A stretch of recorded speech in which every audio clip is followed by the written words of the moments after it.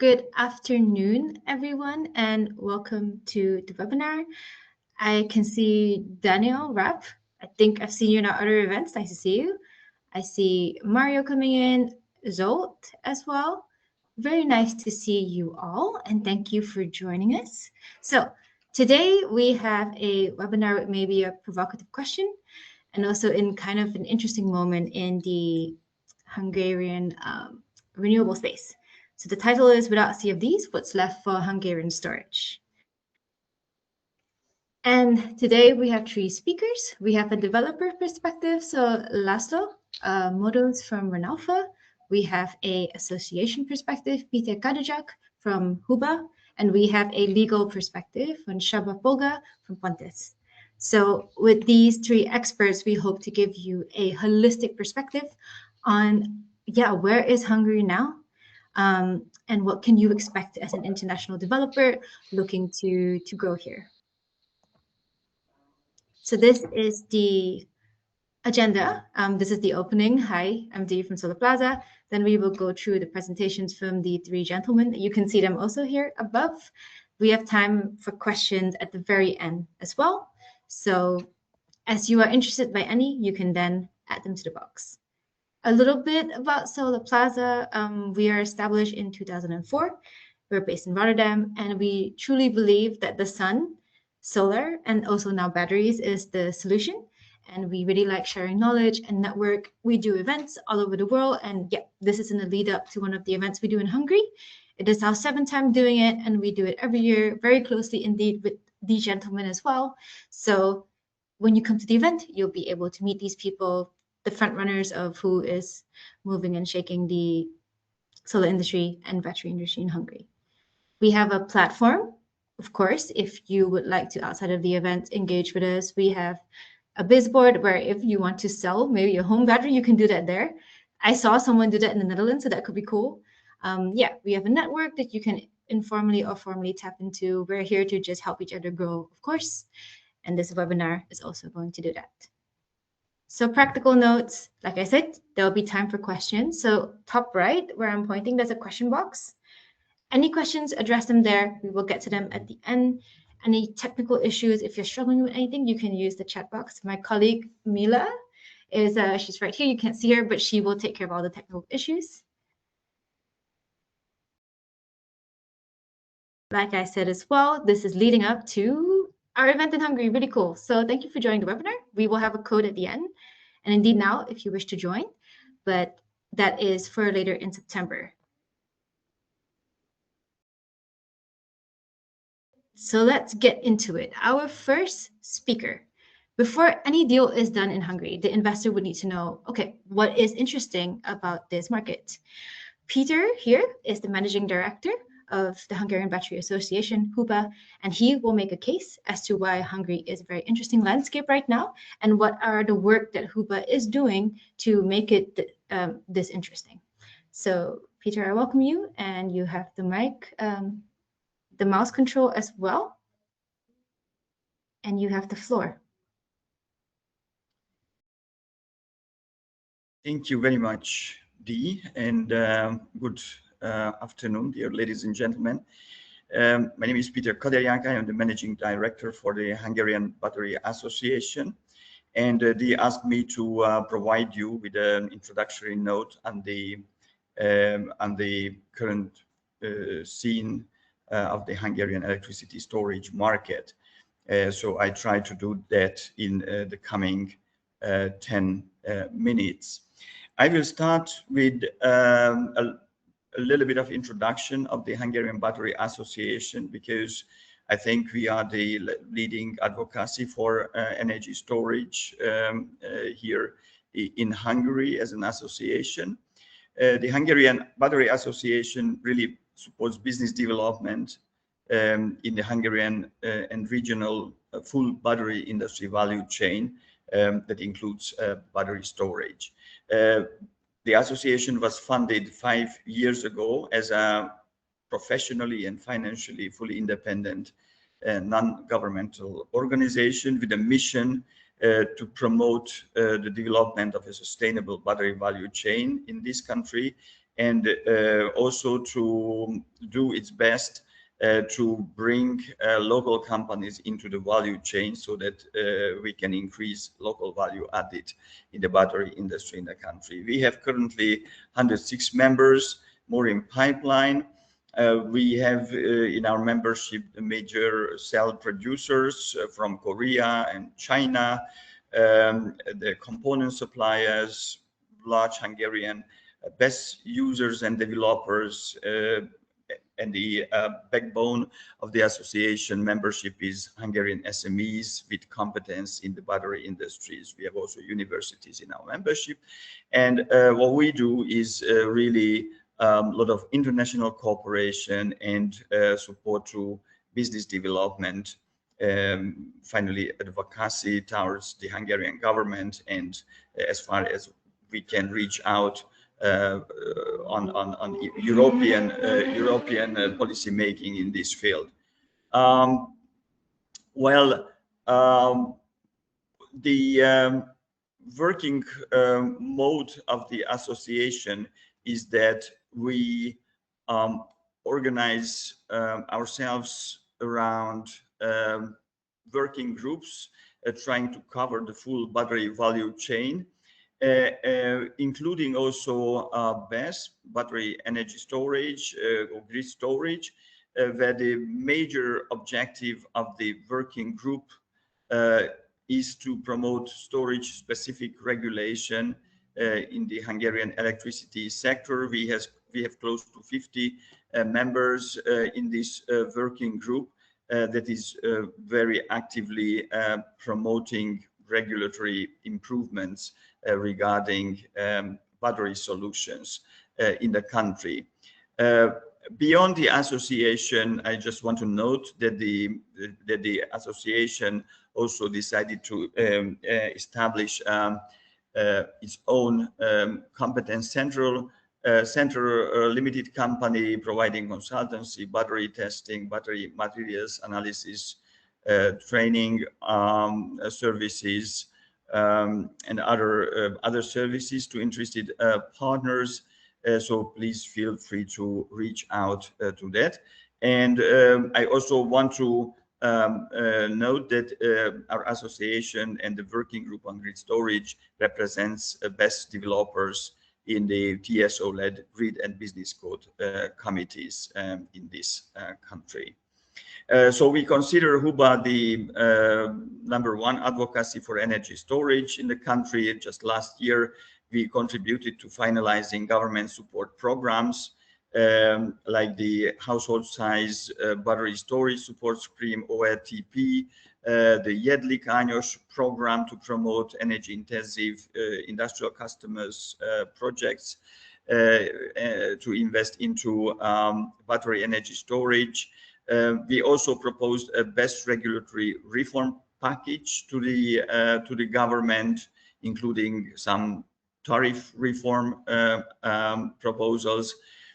Also conducted our first phase best market monitoring to collect up-to-date information on what's going on the market, and also regularly organize best market development panels for our own flagship international conference, the Hungarian Battery Days event, every year.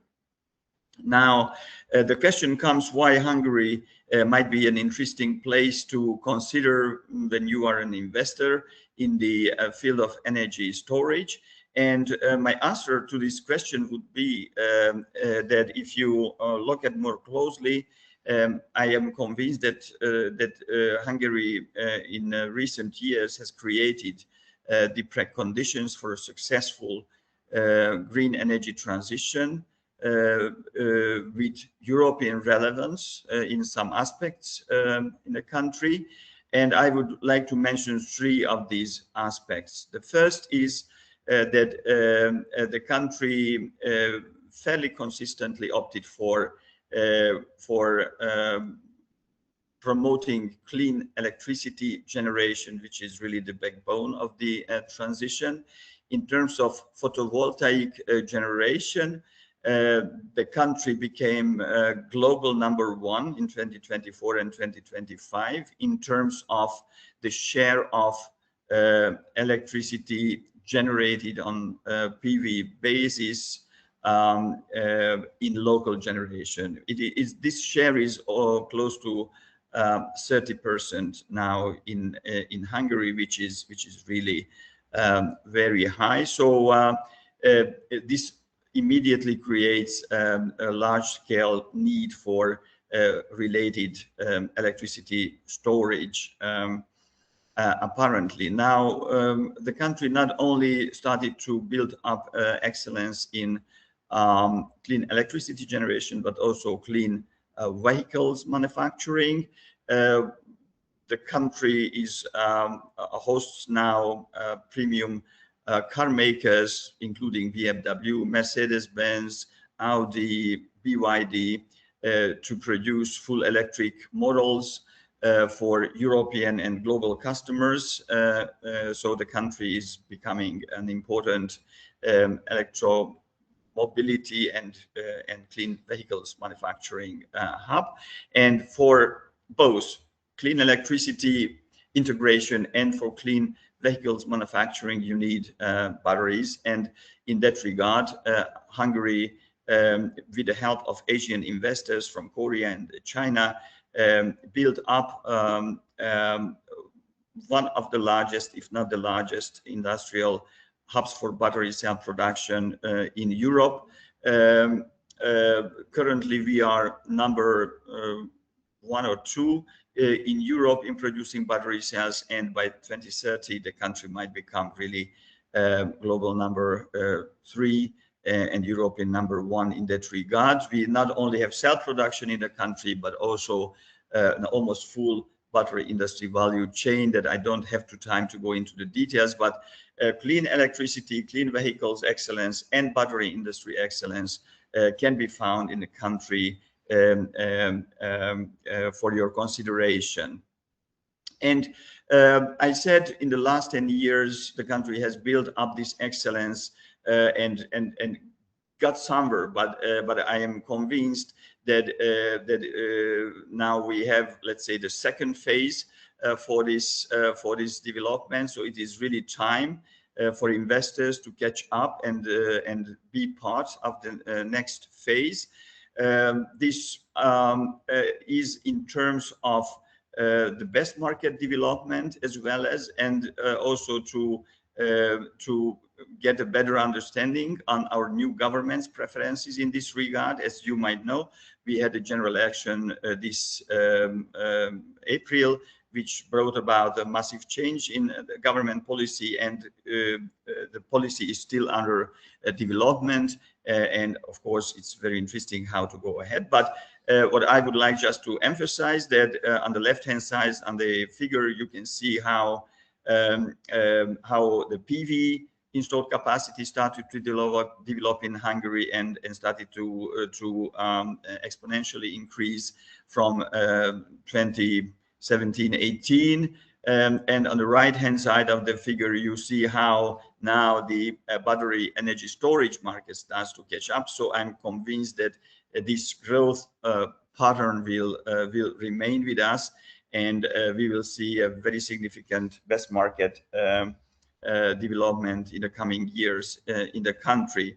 In terms of the new government preferences, what we already know, that they are very much interested in financing from EU funds grid upgrades to host more renewables and more flexibility providers. And they are in favor of hybridization of the electricity generation on PV, but they also have very ambitious plans in developing wind in the future.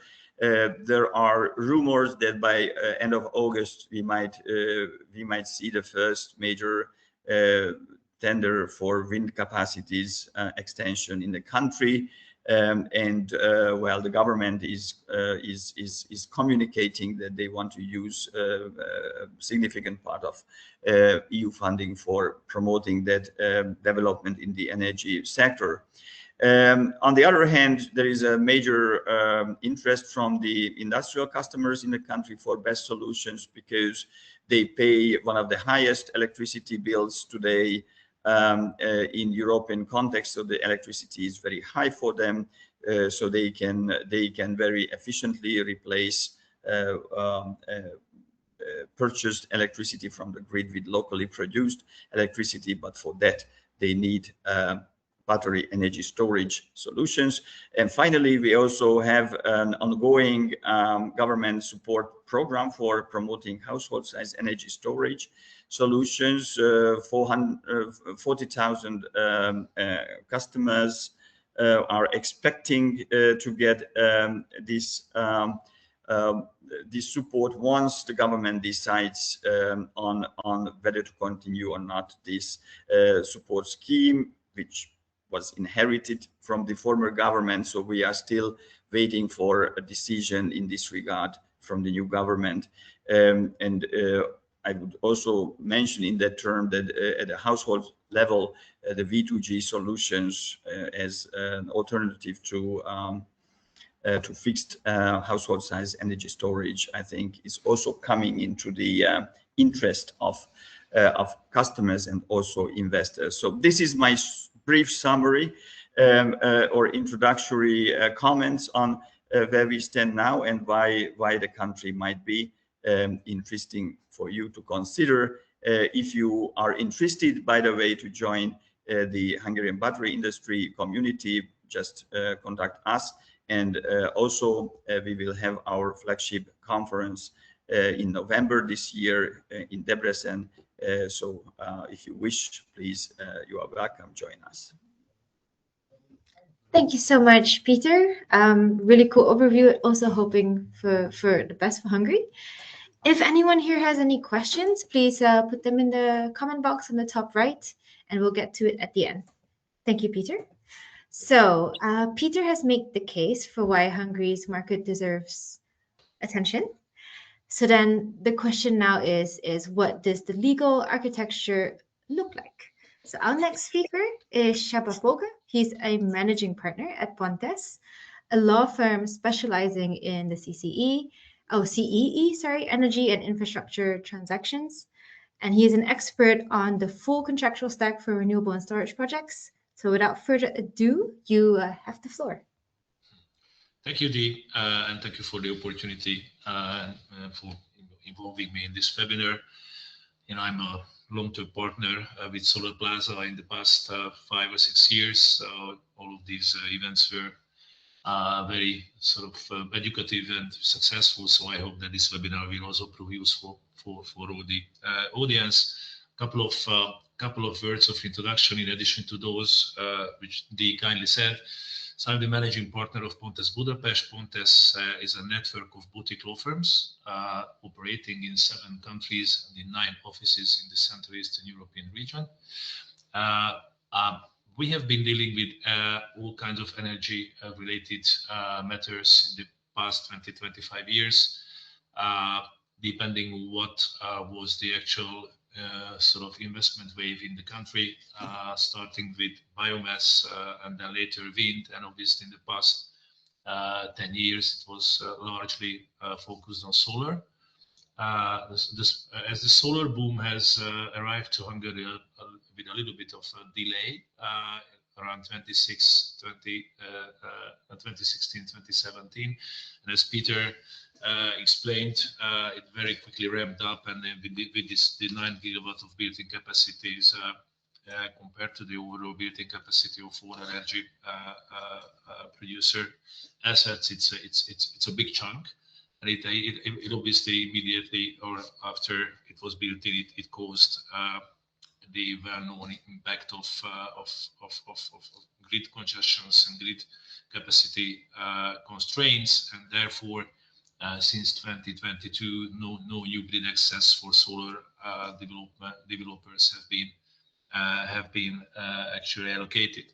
And unlike the solar boom, the BESS investments and the BESS investors, I think, are now very active in Hungary, pretty much in line and at the same time as they all do in Europe, So I think given the solar penetration and the energy mix of Hungary, BESS will play a very active role, and BESS projects will play a very active role in the next couple of years in terms of the energy, in terms of energy asset type investments.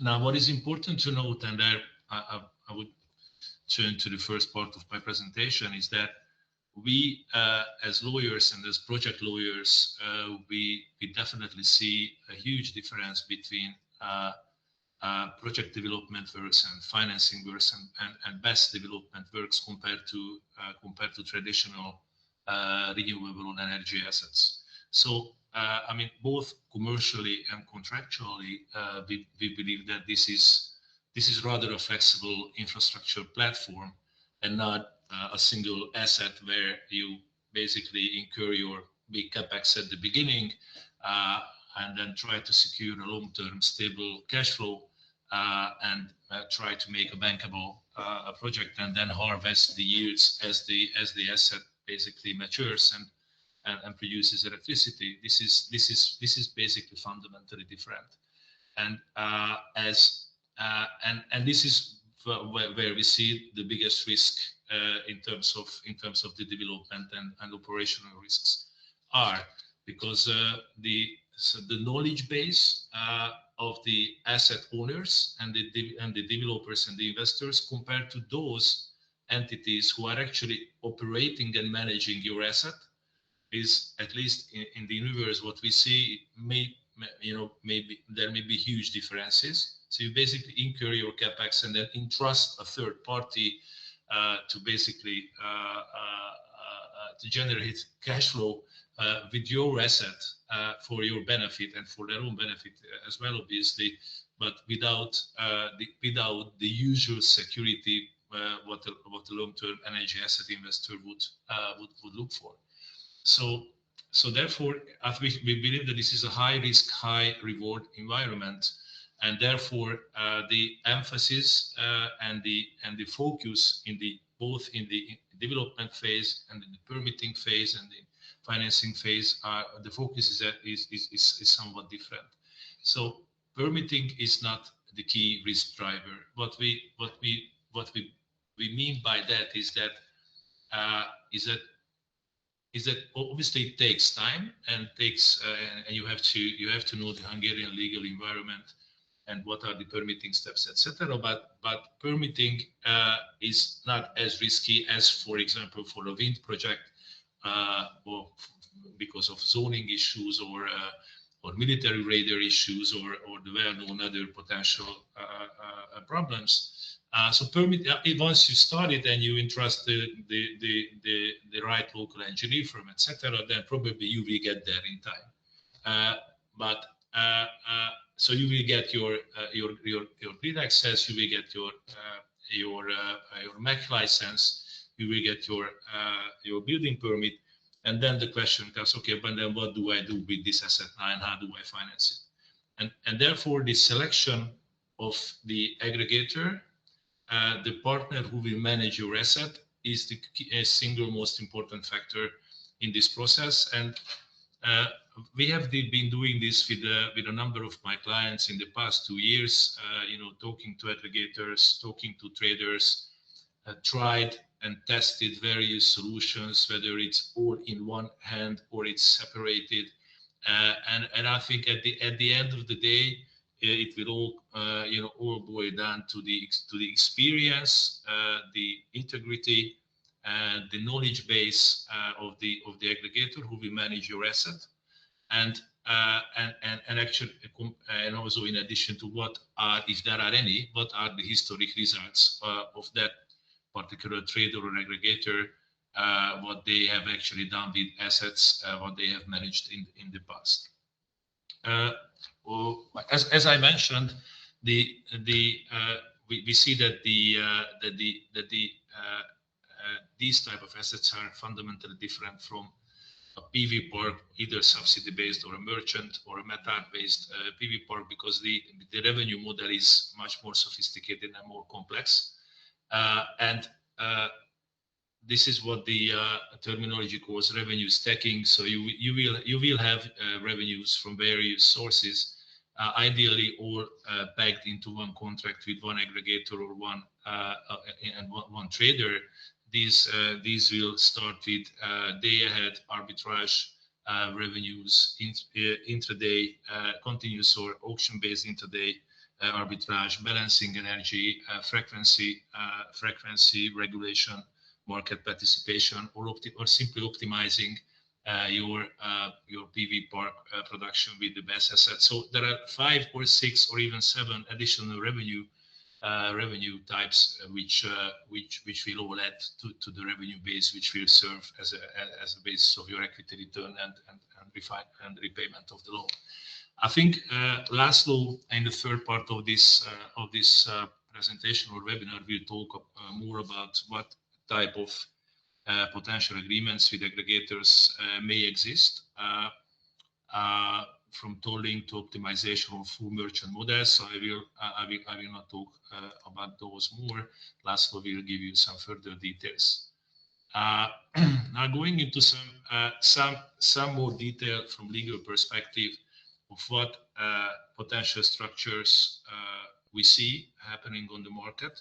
Given that standalone merchant PVs are largely seen as a risk because of current negative price periods during the day, and I think their bankability is also I wouldn't say questionable, but it's you must be a very strong sponsor if you want to convince, I think, Hungarian project financing bank to now finance a standalone merchant PV. But this and therefore this market situation is actually cries for collocation, to collocate a BESS asset to a PV asset, and it would be naturally it will serve as a natural hedge for all the potential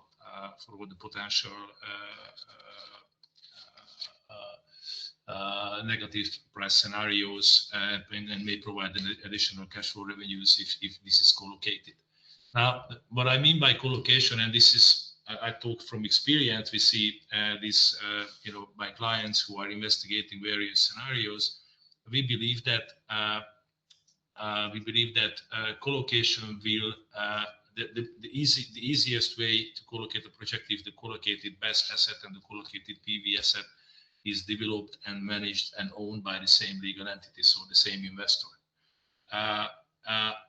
Because if there is a shared collocation project, i.e. that the POD and the production line is owned by an existing PV park, there is an existing project financing, existing collateral structure, and then a new investor comes in with a shared collocation idea, then a whole array of inextricable legal questions may arise, and these can be very complicated to agree and then to basically operate the project together based on the same asset base.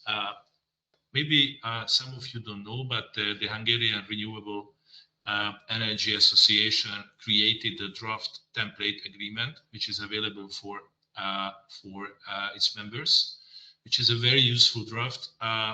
Leading law firms have been participating in the drafting, and I think that's a very good template. But even that template shows that the most important and the trickiest points in there, i.e. how the banks may step in, what happens if there is an early termination because one of the parties breaches the agreement, what happens if the POD and the production line owner who has the grid connection agreement goes bust and goes under liquidation, what happens there, how the liquidator can step in, etc.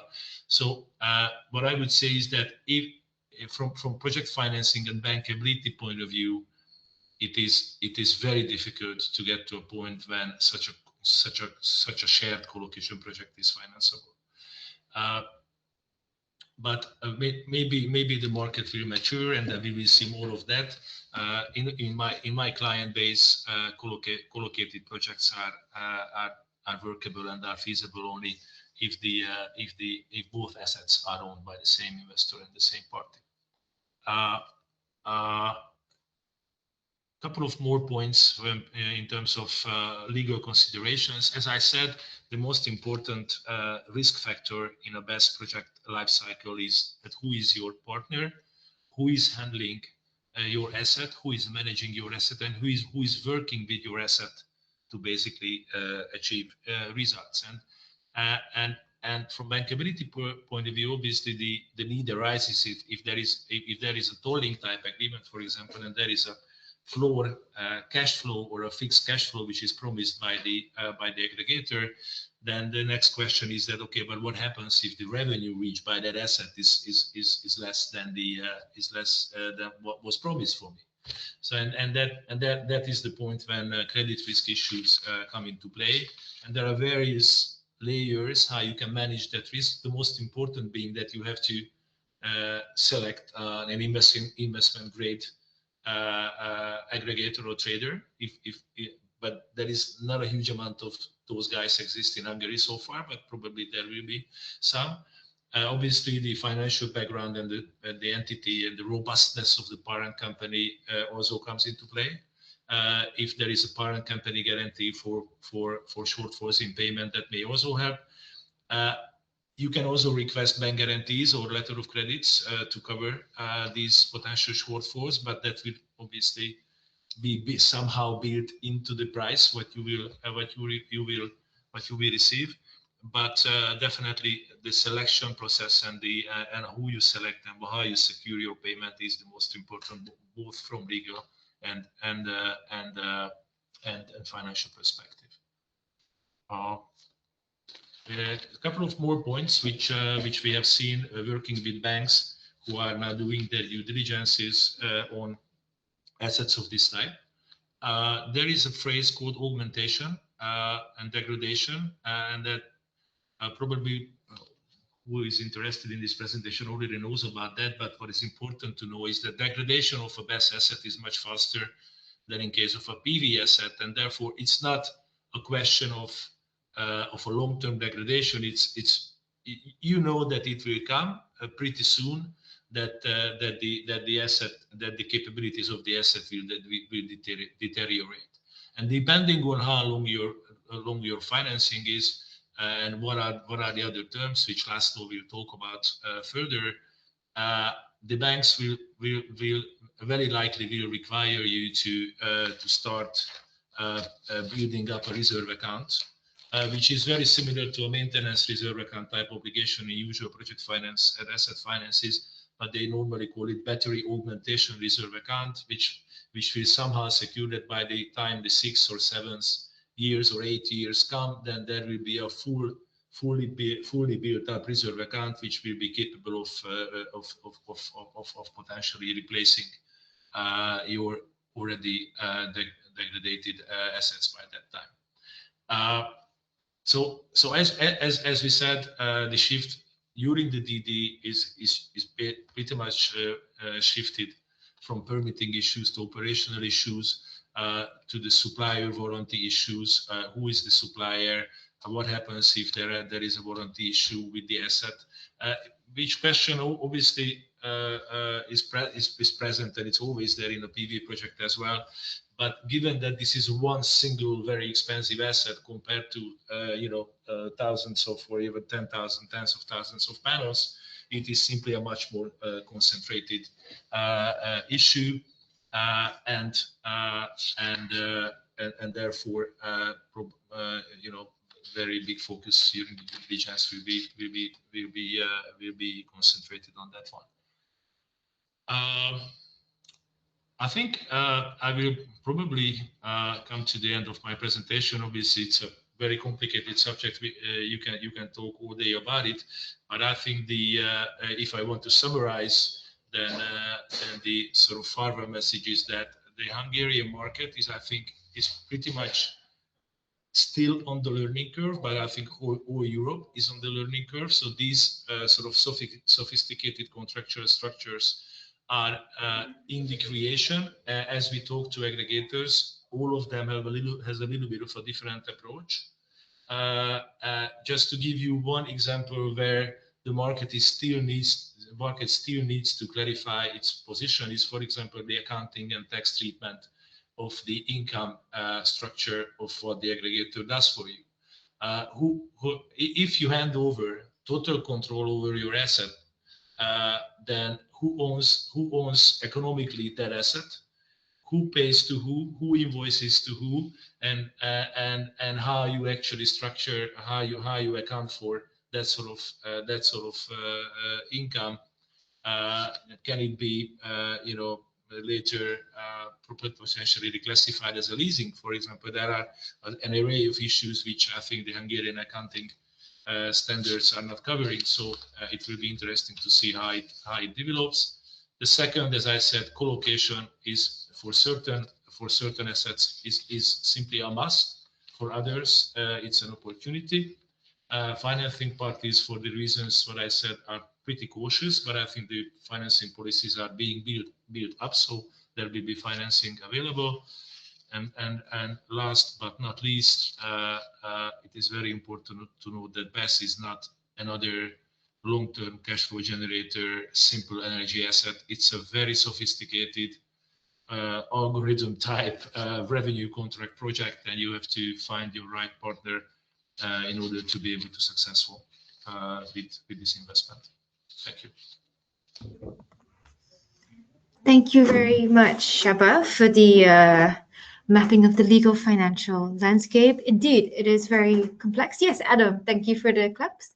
So then maybe we have the context, and indeed it is very complex. Maybe to put it into perspective for someone that is actively participating and navigating this complex landscape, who is developing, financing a BESS asset in Hungary, I want to invite the country manager and head of development at Renewable, László Modos, to take the floor and talk us through the developer's perspective. László, the floor is yours.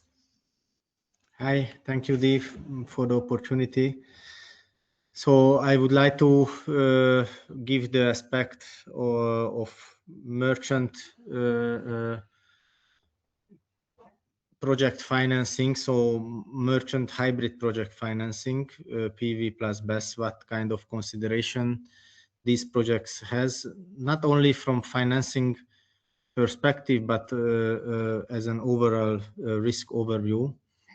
And I would like to also reflect on the previous presentation, because I think there were some common points what we would like to, or what I would like to mention. So I think the first main thing is that just to give a short overview about the generation mix of Hungary as a single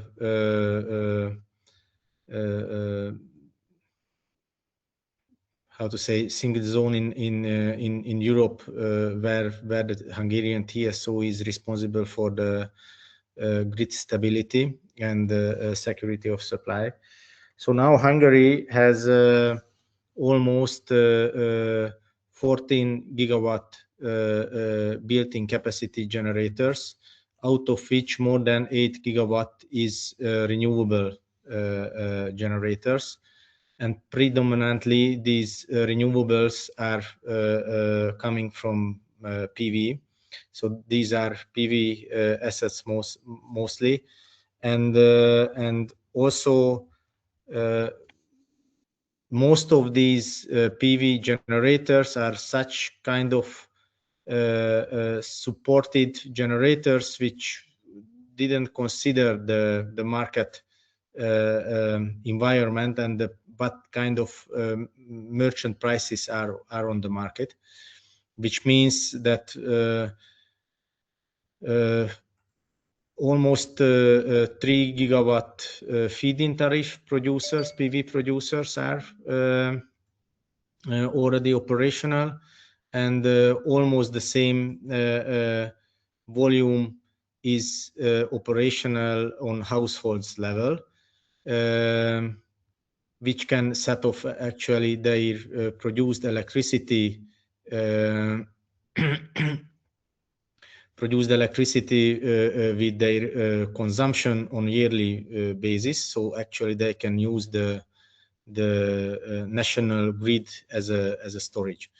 So this actually makes the whole market very, how to say, secure for battery investors, because it makes quite big volatility during the day in the merchant prices, and also it is quite easy to predict which hours will be the lowest during the day and which will be the highest from wholesale price perspective. So, and taking these market environment into account, there are a few points when the investor will make a decision about the battery energy storage projects. First is whether they would like to make co-located or standalone battery projects. This is a very tricky questions, because to make standalone projects, battery energy storage projects in Hungary, it's quite, how to say, not realistic. And the main reason is the lack of the grid connection tender, and how the investor can get a new grid connection right for a greenfield project. And because for the feed-in capacity, for the export capacity, you need actually participate on a tender procedure. And actually the last tender procedure took place back in 2023, and it was announced early 2024, and it was actually, we can say, unsuccessful, because only a very limited number of projects were awarded with grid connection right, but no standalone batteries. And standalone batteries were awarded with grid connection rights only in the first round of the grid connection tender, which started in 2022, and then they announced the result in 2023. So all in all, realistically, the project owners can make only co-located or let's call hybrid projects, whether by themselves or to involve a third-party investor. This is also a very tricky question, what Csaba already mentioned. Then the other key factor what the investor has to decide is the sizing of the battery asset, and also it is very important whether to apply for direct charging capacity, so-called consumption capacity from the grid. So whether the investor would like to charge the battery directly from the grid, if we are speaking about a hybrid projects, or the investor would like only charge the battery from the co-located renewable energy storage projects, which in Hungary are mostly the PV projects.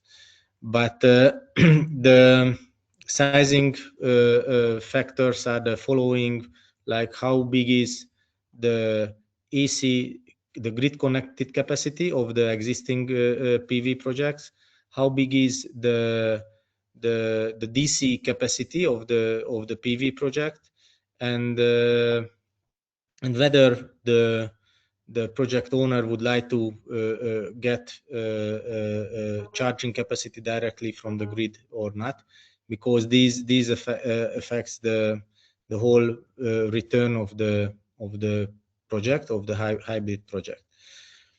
And also, you know, the price and the conditions for to get direct charging capacity for direct charging of the BESS from the grid, it is quite how to say, there can be quite tough conditions, which means the price of the indirect grid connection cost for the consumption capacity and the timing when it will be available, it is also how to say very in most cases those are very unfavorable for the investors.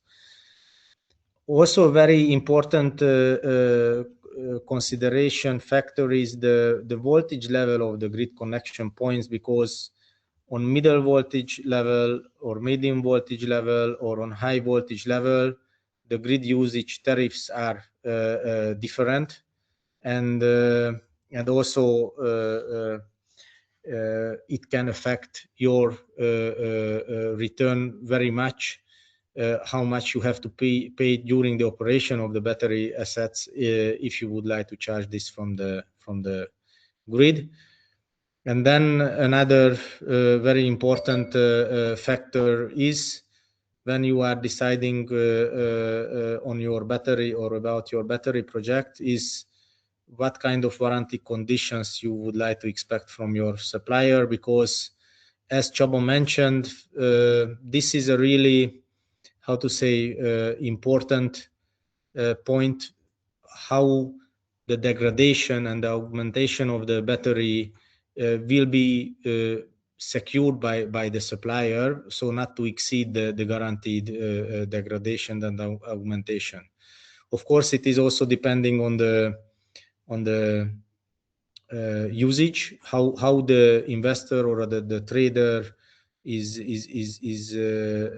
using the battery, and in most cases the warranty conditions of the supplier are linked to number of cycles on daily basis or on monthly basis or mostly on yearly basis. Then the key challenges of the merchant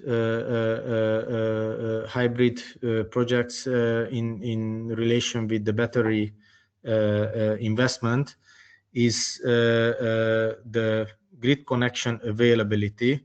As I mentioned previously, it is very important to decide whether the battery asset owner would like to have charging capacity from the grid, because the conditions of this can be very, very unfavorable. So I have seen such kind of grid connection conditions when the charging capacity was only granted by the respective grid operator from 2031, which of course makes the whole story totally different, because in some cases, you know, in 5 years you can actually make your return already, or most of your return already. So in these cases, in battery project cases, you know, to have a granted grid access at least to the charging capacity, it makes the project unrealistic. Permitting is, Csaba said, it is an easy task. Yes, from some point of view, it is much more easier, and it needs much less, it involves much less risk, but the timing, how fast you can get the permits, especially on the grid connection plan modification and the grid connection contract, it's very, very tricky, and it can be very, very long. So I have seen such kind of projects which where the permitting and the modification of the existing grid connection plan took more than 1 year, and it was not actually the fault was not on the side of the investor, but rather the lack of resources on the grid operator side. Another point is grid connection cost. As I mentioned, the grid connection, the indirect grid connection cost of the charging capacity can be very expensive. Grid usage fee is also a very important factor. As I mentioned, the voltage level of the grid connection points also influences how much you have to pay during the operation for the charged electricity from the grid. And in comparison to other neighboring and European countries, Hungary, unfortunately, is in a bad position because the grid usage fees are quite high and above the European average, let's say in that way. And also now the battery assets don't have a lot of exemption from this grid usage fees. Some of them we have partially implemented and some of them are implemented, but only just for 1 year. For example, some of the battery energy storage owner doesn't have to pay the grid usage fee of the TSO if you charge the battery.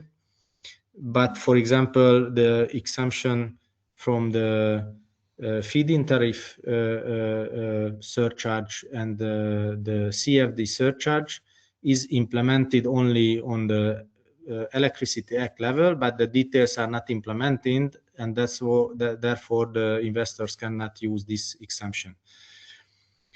And the last and the main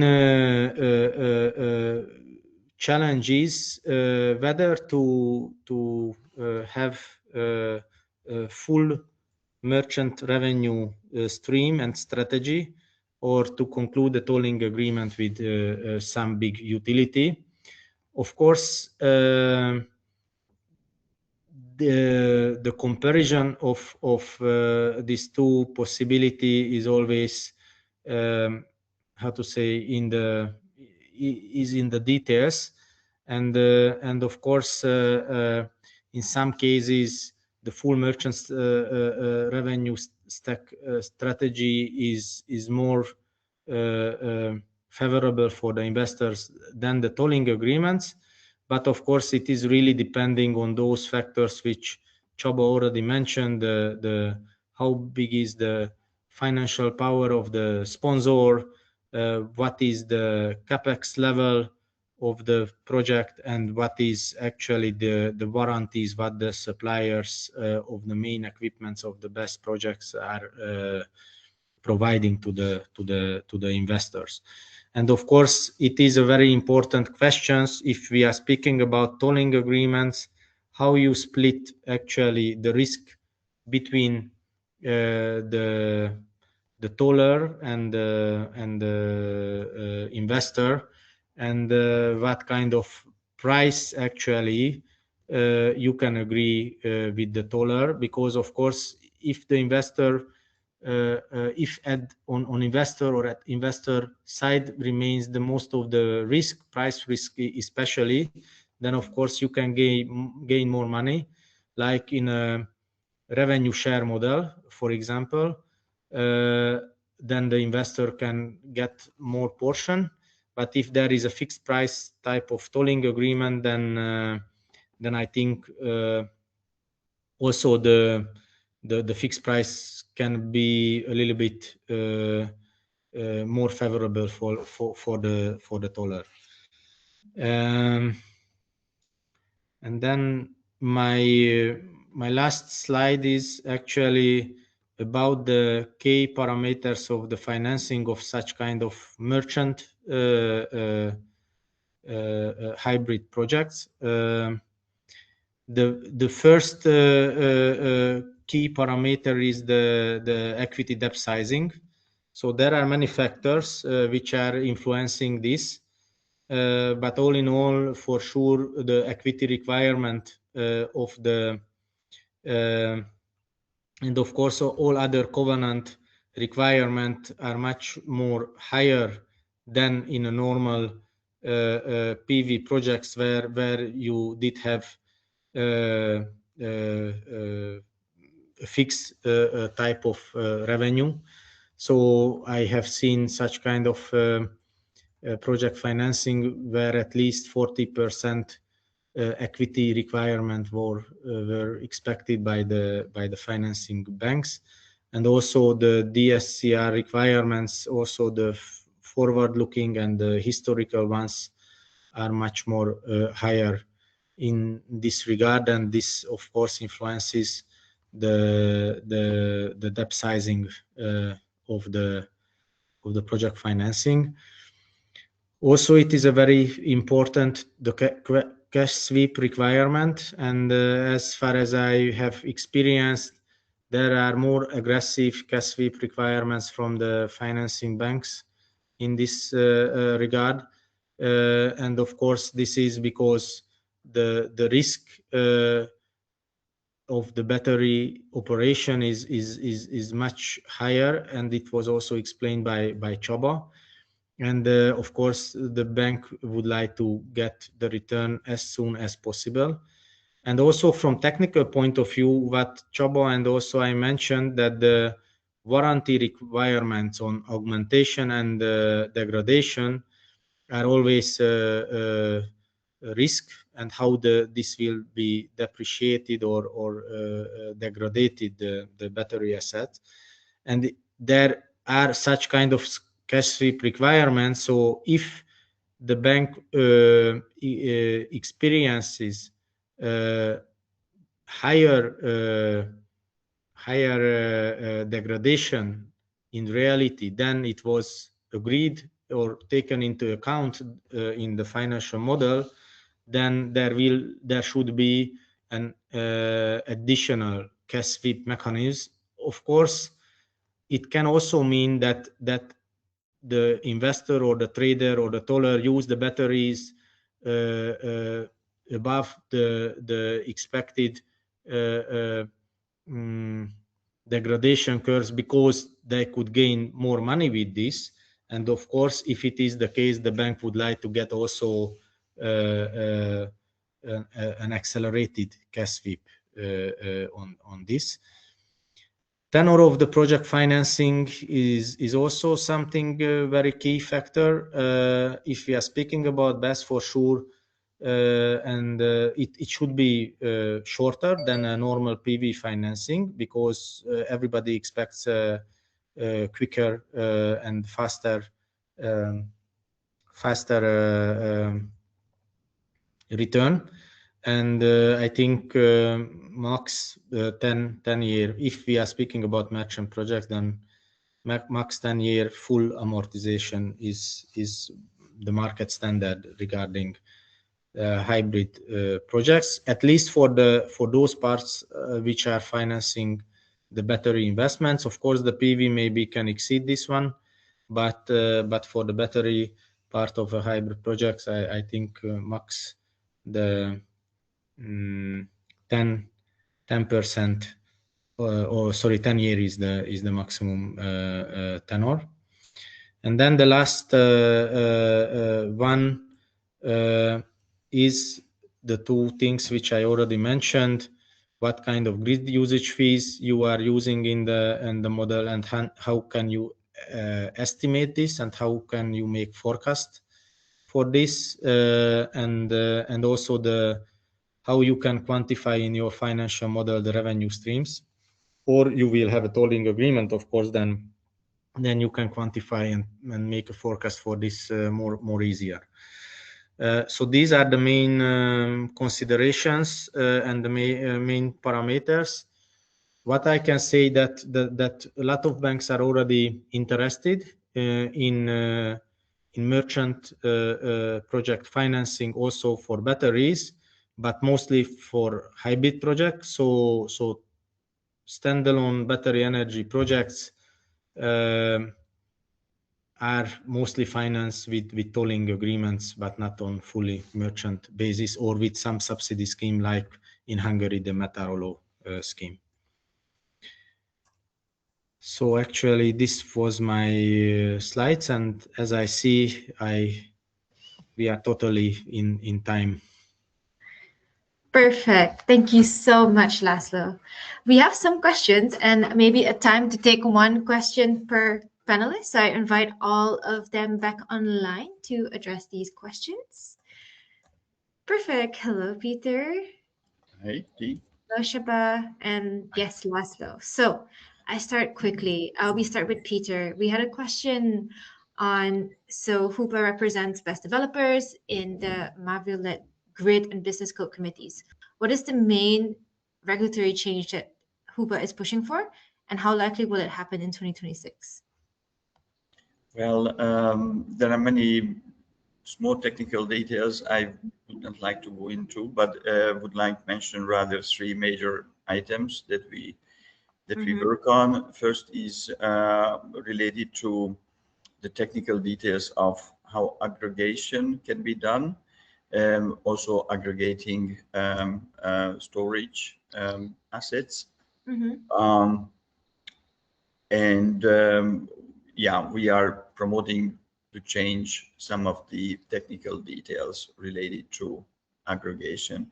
Now, the second topic we are working on is to provide flexible grid connection options for batteries. We understood from the former presentations by Laszlo and Csaba that grid connection, especially for standalone storage assets, is kind of missing currently from the market. So we think that flexible options could ease that strain on the system and help those assets to come online. And the third is not so much related to the committee work, but we have been promoting continuously on reforming the grid, the system use fee structure, so that it really reflects the nature of storage assets instead of handling storage like generation essentially, or load. And in that regard, we more apparently arguing that, for example, the CAT fees or feed-in tariff fees should not even by law paid by storage assets, storage operators, and we very much hope that regulators will understand these points. Of course, it's very difficult to give a forecast which of the proposals might go through, considering the current conditions. And but we are working on those topics. Thank you for the question. Of course, incredible, and I hope they go through indeed.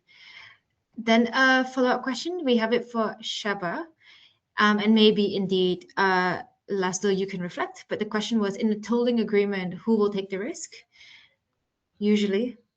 Yeah, it's obviously in an ideal sort of clear theoretical scenario, it would be the tolling partner who takes the operational risk, because, imagine tolling as if you let your house to a tenant, and then let that tenant do whatever he wants with it, and to sublease it or to operate a disco in it or whatever. But it's basically up until it pays the fee, then you are fine. And then the question is then, any fixed fee is as fixed as the creditworthiness of the paying partner. So, and therefore, I just recoup to my earlier statements that it's tolling agreement can be very attractive from bankability perspective if your tolling partner is a creditworthy, robust, and professional partner.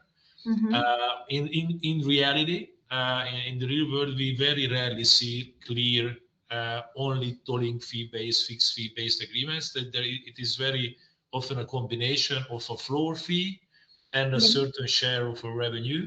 Therefore, somehow sharing the risk of the operation of the asset. But I think it will really, the time will tell in Hungary which scenario will be overwhelming, also depending on the appetite of the project financing banks. Thank you very much. Then maybe we lead into another question. It just came up and it calls to me, and I think it is for Laszlo. In case of a standalone BESS project, what is the realistic spread of euros per megawatt hour you would apply? And maybe if anyone else has an insight, but I will start with Laszlo. That's a good question, but of course, very difficult to answer, because if I would know this, then for sure I will make my bets and I will make a big project. But as far as we see, and of course it is also depending what kind of cost the project has, not only from CapEx but also from OpEx side. Mm-hmm. But I think if the average spread, for example, for the next 2-3 years could be around or above 150 megawatts, so the daily average spread between the lowest and the highest hours of the day, the project should be already realistic from financial point of view. But I have seen such kind of model where at lower spread the project is feasible. So but this is always depending on the details and on the project specific factors. But I think now the market is for the batteries. For sure, I expect that in midterm, at least in the upcoming 2-3 years, still the volatility there will be, and the project can gain, which I didn't mention in my presentation, but it is a very important factor, is the timing. So you know, here the early movers will gain the most of the returns, and will gain from this volatility the most. And I think that's why it is, although I agree totally with Csaba that the permitting is quite simple for the battery project, but you know, if from some administrative point of view it is delayed, then for sure it can harm the business model of the project owner very much. So that's why I think the speed of the development is very crucial, because on the other side I think also the lead time of such kind of equipments are quite short compared to other electronical equipments like high voltage transformers. So battery equipments can be delivered quite quick, so in 5-6 months max. And also, you know, this installation and the construction of the battery project is also much more simpler than a PV project or than a substation project, because those are containers which you have to plug in only, or of course this is a simplification. But all in all, the installation can be even much more quicker than the permitting, even though the permitting is also easy task, but because of the lack of resources on the administration side and on the state side is there, that's why it can be quite long. So all in all, I think if you can gain 150 euro per megawatt hour as an average, for sure your project will be already feasible. That's good news.